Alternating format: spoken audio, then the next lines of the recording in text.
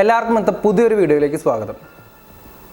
1952 തമിഴ്നാട്ടിലെ ഒരു ഉൾഗ്രാമത്തിൽ ജനിക്കുകയും പിന്നീട് 1/4 നൂറ്റാണ്ട് കാലത്തോളം കേരള, കർണാടക, തമിഴ്നാട് സർക്കാരിനെ കിടുകിടാവിറക്കുകയും എന്നും അവർക്കൊരു തലവേദനയായി മാറിയ കൂസ് മുനിസ്വാമി വീരപ്പൻ എന്ന കാട്ടുകള്ളൻ വീരപ്പൻ്റെ കഥയാണ് നമ്മൾ ഇന്ന് നോക്കാൻ പോകുന്നത്.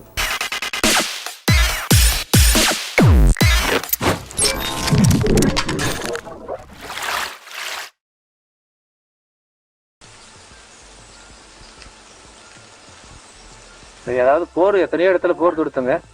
போர் எங்களுக்கும் போலீஸ் டிபார்ட்மெண்ட்டுக்கு மிலிட்ரிக்கு எல்லாத்துக்கும் போர் நடந்தது. எத்தனையோ இடத்துல யுத்தம் நடந்தது. அதெல்லாம் எப்படிலாம் அப்படின்னு சொல்லி யுத்தம்னு சொல்றாங்க, சுட்டான்னு சொல்றாங்க. அது எப்படிலாம் சுட்டிருப்பாங்க நடந்துச்சுன்னு சொல்லி கொஞ்சம் காட்டணும், அவ்வளவுதானே.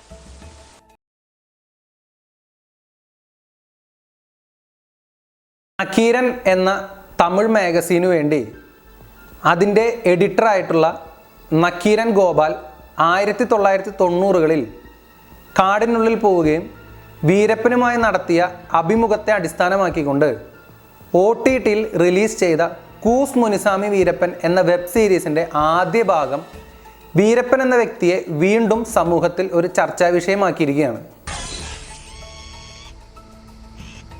அதாவது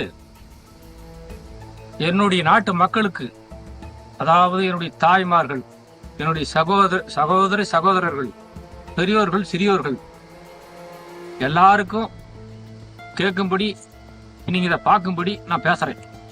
5.5 കോടി രൂപ കേരള, കർണാടക, തമിഴ്നാട് സർക്കാരുകൾ തലയ്ക്ക് ഇനാം പ്രഖ്യാപിച്ച കാട്ടുകള്ളൻ വീരപ്പനെ സാധാരണക്കാരും ദരിദ്രരും നൽകിയിരുന്നത് ഒരു റോബിൻഹുഡ് പരിവേഷമായിരുന്നു. ഇത് തന്നെയാണ് വീരപ്പനെ പിടിക്കുക എന്ന ദൗത്യം പോലീസിന് ഏറെ ശ്രമകരമാക്കി മാറ്റിയിരുന്നത്.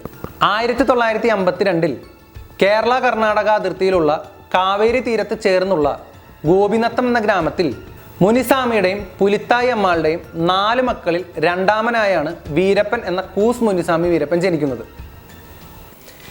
കാടിനോട് അടുത്ത് കിടന്നിരുന്ന ഗ്രാമമായതിനാൽ അന്നന്നത്തേക്ക് വേണ്ട ആഹാരങ്ങൾ തോക്കുകളും കല്ലുകളും ഉപയോഗിച്ചുകൊണ്ട് വേട്ടയാടിയ മൃഗങ്ങളെയാണ് അവർ ഭക്ഷിച്ചിരുന്നത്. സ്ഥിരമായി കാട്ടിൽ വേട്ടയ്ക്ക് പോയിരുന്ന തൻ്റെ പിതാവ് മുനിസ്വാമിയുടെ കൂടെ കാട്ടിൽ പോവുകയും തൻ്റെ പിതാവിൻ്റെ ഓരോ ചലനങ്ങളും സസൂക്ഷ്മം വീക്ഷിച്ചിരുന്ന വീരപ്പൻ ഏറെ വൈകാതെ തന്നെ തൻ്റെ 10ാം വയസ്സിൽ നല്ലൊരു വേട്ടക്കാരനായി മാറിയിരുന്നു.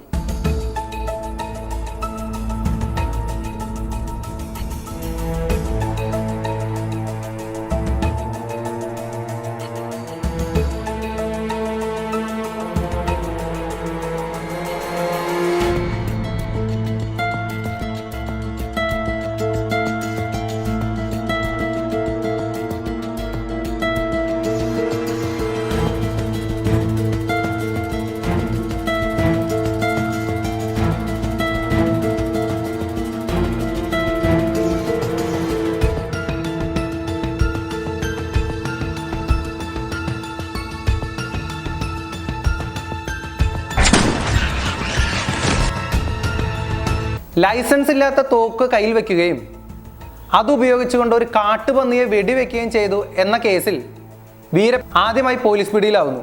ജയിലിൽ നിന്ന് പുറത്തിറങ്ങിയ ശേഷം വീരപ്പൻ കാട് കയറുകയാണ് ചെയ്യുന്നത്. അന്നത്തെ ആ നാട്ടിലെ പ്രധാന വേട്ടക്കാരനായിരുന്ന സേവി കൗണ്ടറുടെ കൂടെ ചേരുകയും ആ നാട്ടിലെ ഒരു MLAയുടെ സപ്പോർട്ട് ഉണ്ടായിരുന്ന സേവി കൗണ്ടറോട് കൂടി ചേർന്നുകൊണ്ട് വീരപ്പൻ വളരെ വലിയൊരു വേട്ടക്കാരനായി മാറുകയാണ് പിന്നീട് ചെയ്യുന്നത്.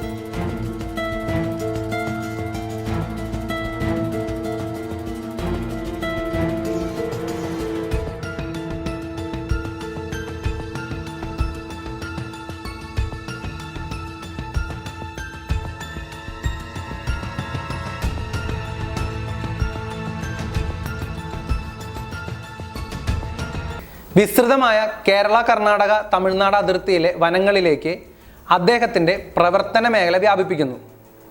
ഒപ്പം തന്നെ ഗ്രാമങ്ങളിലുള്ള തൊഴിലില്ലാതിരുന്ന യുവാക്കളെ അദ്ദേഹം തൻ്റെ സംഘത്തിലേക്ക് ചേർക്കുന്നു. ഇന്ത്യയിലെ തന്നെ ഏറ്റവും വലിയ വേട്ടക്കാരനായി മാറിയ വീരപ്പൻ തൻ്റെ ജീവിത കാലയളവിൽ ഏതാണ്ട് 2000ഓളം ആനകളെയാണ് കൊമ്പിന് വേണ്ടി കൊന്നൊടുക്കുന്നത്.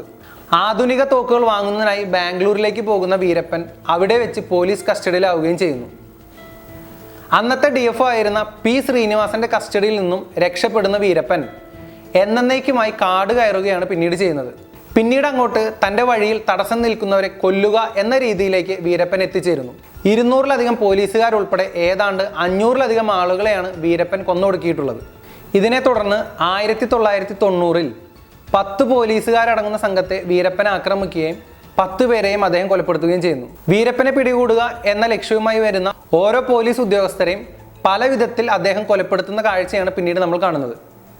1991-ൽ തൻ്റെ ജീവിതത്തിലെ ഏറ്റവും വലിയ ദുരന്തങ്ങൾക്കെല്ലാം തന്നെ കാരണമായി എന്ന് അദ്ദേഹം വിശ്വസിച്ചു പോന്നിരുന്ന പി ശ്രീനിവാസനെ ചതിയിലൂടെ വളരെ മൃഗീയമായി കൊലപ്പെടുത്തുകയും അദ്ദേഹത്തിൻ്റെ തല വെട്ടിയെടുത്തുകൊണ്ട് അദ്ദേഹം കാട്ടിലേക്ക് പ്രവേശിക്കുകയും ചെയ്യുന്നു.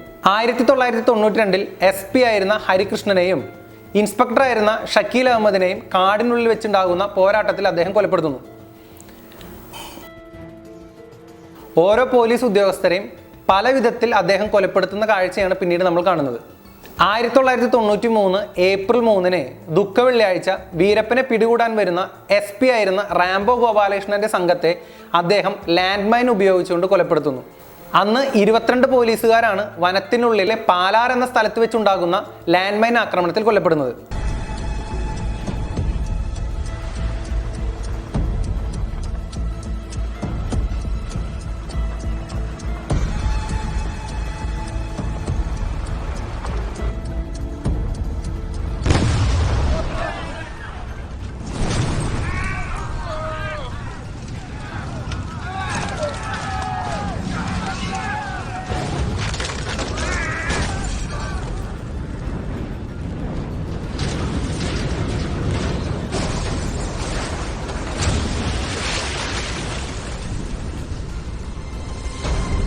மேட்டூர் அருகே சந்தன கடத்தல் வீரப்பன் நடத்திய கன்னிவெடி தாக்குதலில் 22 பேர் பலியாகினர். இறந்தவர்களின் உடல் பாகங்கள் ஆங்காங்கே சிதறியிருப்பதாக கூடுதல் தகவல் தெரிவிக்கின்றன. കർണാടക തമിഴ്നാട് പോലീസിനെ ഒരുപോലെ നടുക്കിയ ഒരു സംഭവമായിരുന്നു പാലാറിൽ നടന്ന ഈ കൂട്ടക്കൊല. ഇതേ തുടർന്നാണ് വീരപ്പൻ എന്ന കാട്ടുകള്ളനെ 5.5 കോടി രൂപ ഈ സർക്കാരുകൾ ഇനാം പ്രഖ്യാപിക്കുന്നത്. ആനവേട്ടക്കേറ്റ തിരിച്ചടികളെ തുടർന്ന് വീരപ്പൻ ചന്ദനക്കടത്തിലേക്കും ആളുകളെ തട്ടിക്കൊണ്ടുപോയി മോചനദ്രവ്യം വാങ്ങുന്നതിലേക്കും മാറുന്നു. പ്രശസ്ത കന്നഡ സിനിമാ താരം രാജ്കുമാറിനെ തട്ടിക്കൊണ്ടുപോയി അദ്ദേഹം മോചനദ്രവ്യം വാങ്ങുന്നത്. ഈ ഒരു കാലയളവിൽ തന്നെയാണ് 1000-ഓളം ഏക്കറിൽ വരുന്ന ചന്ദനമരങ്ങൾ അദ്ദേഹം സത്യമംഗലം കാട് ഉൾപ്പെടെയുള്ള സ്ഥലങ്ങളിൽ നിന്ന് കള്ളക്കടത്ത് നടത്തുന്നത്. തമിഴ്നാട് കർണാടക സർക്കാരുകൾ വീരപ്പനെ പിടികൂടുന്നതിന് വേണ്ടിയുള്ള ശ്രമങ്ങൾ ഊർജിതമാക്കുന്നത്.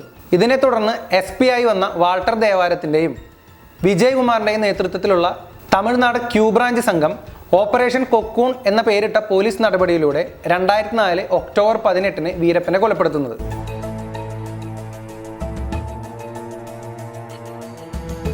കൂസ് മുനിസാമി വീരപ്പൻ എന്ന വെബ് സീരീസ് വീരപ്പന്റെ ജീവചരിത്രത്തിന് പുറമെ വീരപ്പൻ വേട്ടയുടെ പേരിൽ നടന്ന മനുഷ്യാവകാശ ലംഘനങ്ങളെക്കുറിച്ചുള്ള ചോദ്യങ്ങളാണ് ഉന്നയിക്കുന്നത്.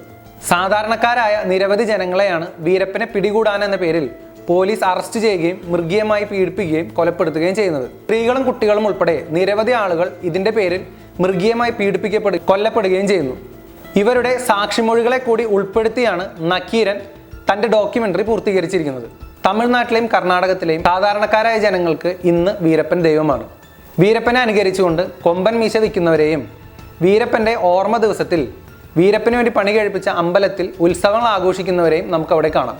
കാട്ടുകള്ളൻ വീരപ്പൻ്റെ കഥ അങ്ങനെ ഇന്നും തുടരുന്നു. ഇന്നത്തെ വീഡിയോ എല്ലാവർക്കും ഇഷ്ടമായെന്ന് വിശ്വസിക്കുന്നു. ഇഷ്ടപ്പെട്ടാൽ ഈ വീഡിയോ മറ്റുള്ളവരിലേക്ക് ഷെയർ ചെയ്യുക. മറക്കാതെ നിങ്ങളുടെ അഭിപ്രായങ്ങളും നിർദ്ദേശങ്ങളും കമൻസിൽ രേഖപ്പെടുത്തുക. മറക്കാതെ എൻ്റെ ഈ ചാനൽ സബ്സ്ക്രൈബ് ചെയ്യുക. എല്ലാവർക്കും നന്ദി, നമസ്കാരം.